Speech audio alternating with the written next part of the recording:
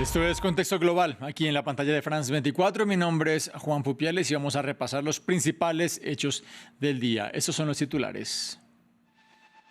Situación crítica. El Observatorio Sirio de Derechos Humanos denuncia que ya son más de 1.000 los muertos desde el jueves en enfrentamientos entre fuerzas del gobierno interino y grupos armados afines al derrocado presidente Bashar al-Assad. 745 son civiles.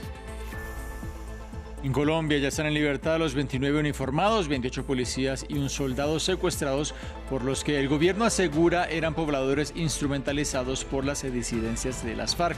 El rapto tuvo lugar al suroeste del país. Este sábado se conmemora el Día Internacional de la Mujer. En América Latina son varias las marchas que tienen lugar, desde Chile hasta México, pasando por Brasil. Tenemos un reporte.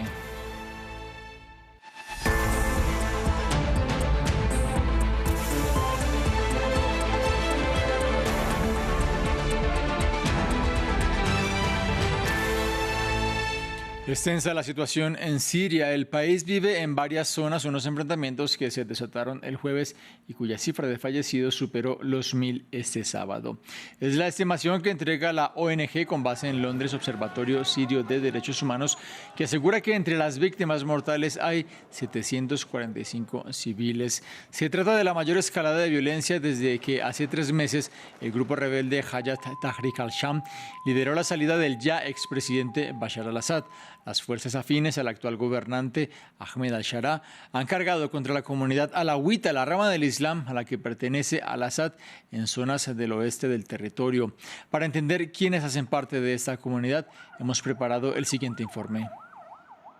En solo 2 días, la violencia se ha intensificado en las costas de Siria. Desde la huida de Bashar al-Assad a Rusia en diciembre de 2024, las tensiones sectarias han aumentado. Y según el Observatorio Sirio de Derechos Humanos, las represalias contra los alawitas han alcanzado un nuevo punto crítico.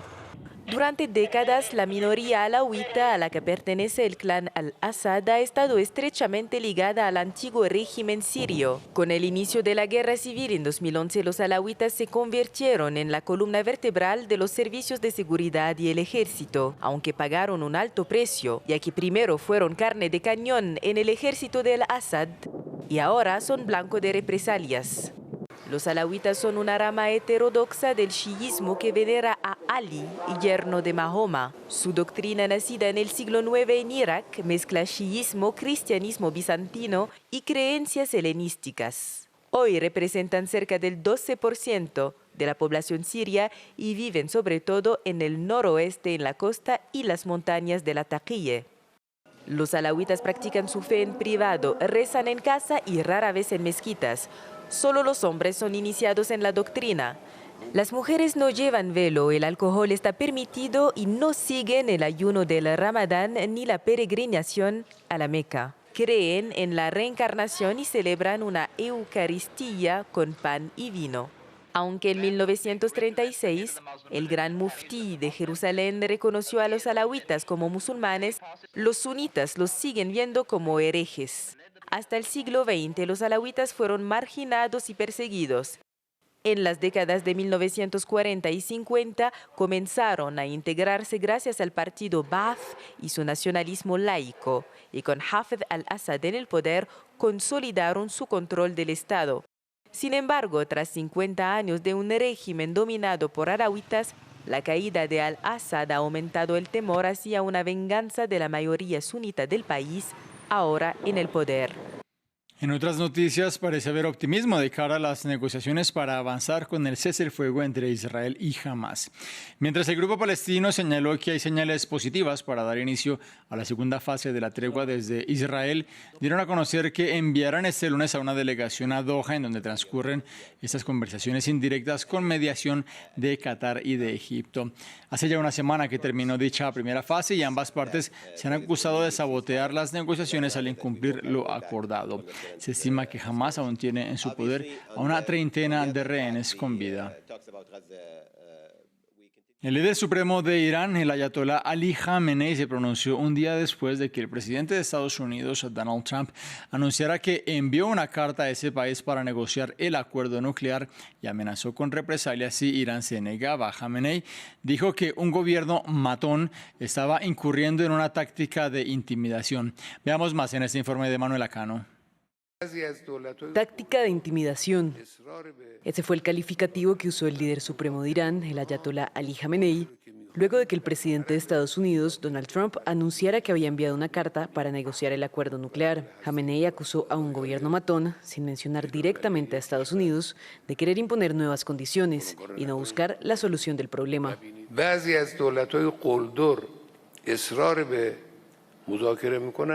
Algunos gobiernos matones insisten en negociar, pero sus negociaciones no tienen el propósito de resolver problemas, sino de dominar.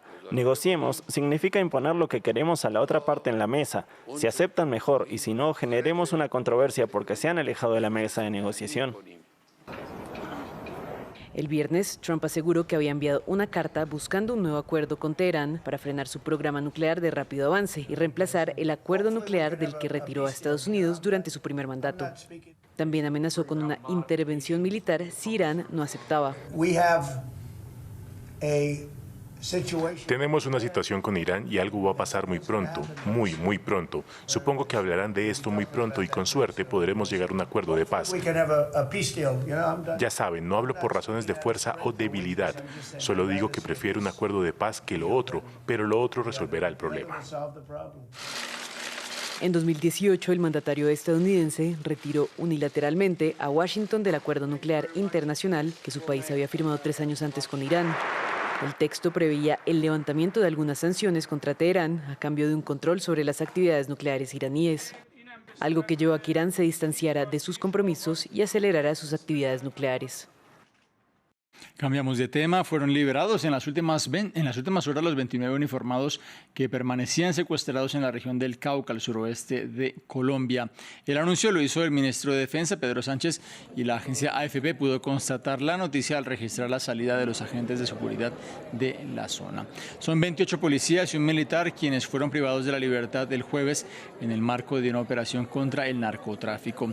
Eso tuvo lugar en el conocido como Cañón del Micay, en uno de los epicentros del cultivo de coca y bastiones de las disidencias de las FARC. Precisamente el gobierno culpa a esta guerrilla de haber usado a los pobladores para llevar a cabo el rapto. Así recibió la noticia el ministro de Defensa.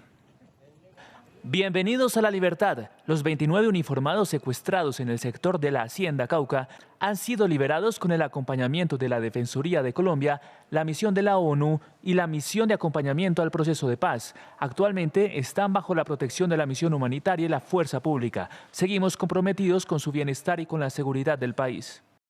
En Argentina asciende a 13 la cifra de muertos por las inundaciones en la ciudad portuaria de Bahía Blanca, en el centro del país. Fueron unas fuertes lluvias que cayeron el viernes en la zona que, de acuerdo con la ministra de Seguridad Nacional, Patricia Bullrich, dejaron destruida la urbe. Los evacuados se cuentan por centenares y hay al menos 2 niñas desaparecidas.